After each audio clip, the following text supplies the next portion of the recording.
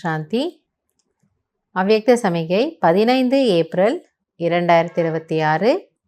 பாபாவுடைய மகா வாக்கியம், मधुरता ही महानता है, इससे मन और मुख का कड़वापन समाप्त हो जाता है. இனிமை தன்மைதான் மகான் தன்மையாகும். இதன் மூலம் மனம் மற்றும் வாய் மூலமான கசப்புத்தன்மை முடிந்து விடுகிறது.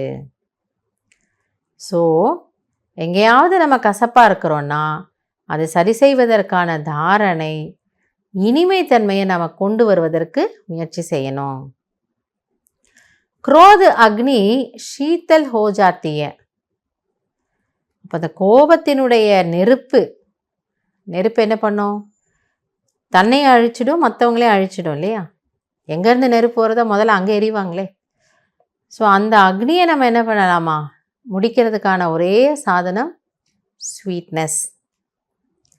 बाप दादा अपने हर बच्चे को शीतल देवता बनाना चाहते हैं, इसलिए मधुरता के गुण को धारण करो. எனவே பாப் தாதா தன்னுடைய ஒவ்வொரு குழந்தையும் குளிர்ச்சியான, எரியக்கூடிய அல்ல, குளிர்ச்சியான தேவதையாக மாற்ற விரும்புகிறார்.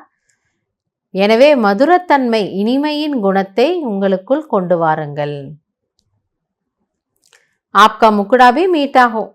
ஸோ நம்மளோட பேச்சு, வாய் எப்படி இருக்கணுமா? ஸ்வீட்டாக இருக்கணும். மதுர்தா கே குண் சே பர்பூர் பனோ. பாபா சொல்லாரு, இனிமை என்னும் குணத்தின் மூலம் நிரம்பி இருங்கள்.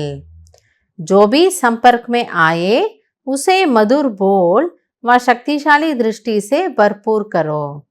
ஆக யாரெல்லாம் உங்கள் தொடர்பில் வர்றாங்களோ அவர்களுக்கு 2 வார்த்தை, அன்பான 2 இனிமையான வார்த்தை மற்றும் சக்திசாலியான திருஷ்டி கொடுத்து அவர்களை நிரப்புங்கள். ஏன்னா இந்த உலகத்தில் எல்லார்கிட்ட ஸ்தூலமான பொருட்கள், வசதிகள், சாதனங்கள் எல்லாமே இருக்குது. ஆனால் என்ன இல்லைன்னா அவங்கக்கிட்ட அன்பு இல்லை. அதாவது அவங்களுக்கு அன்பு காட்டுறவங்க கஷ்டந்தான். சுகம் இல்லை, ஆத்மாவில் குஷியே இல்லை. அப்போது அவங்களுக்கு இப்போ அதுதான் தேவை. அதனால தான் பாபா என்ன சொல்ல, தைரியம் வேணும், கவலைப்படாமல் பயப்படாமல் இருங்க, அந்த ஒரு சக்தி அவங்களுக்கு கொடுக்கணும்.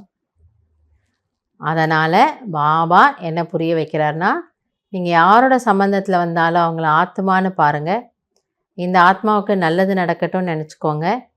அன்பாக 2 வார்த்தை பேசுங்க, சக்திசாலியான திருஷ்டி கொடுங்க, அதுலேயே அவங்க திருப்தி ஆகிடுவாங்க.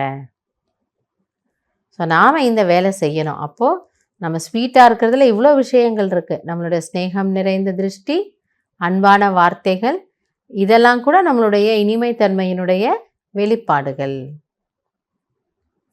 ட்ரை பண்ணி பார்க்கலாம், இதை புத்தியில் வச்சுக்கலாம், அதை நம்ம செய்து பார்க்கலாம். கண்டிப்பாக பாபா நல்ல ரிசல்ட் நமக்கு கொடுக்குறாரு. நல்லது. ஓம் சாந்தி.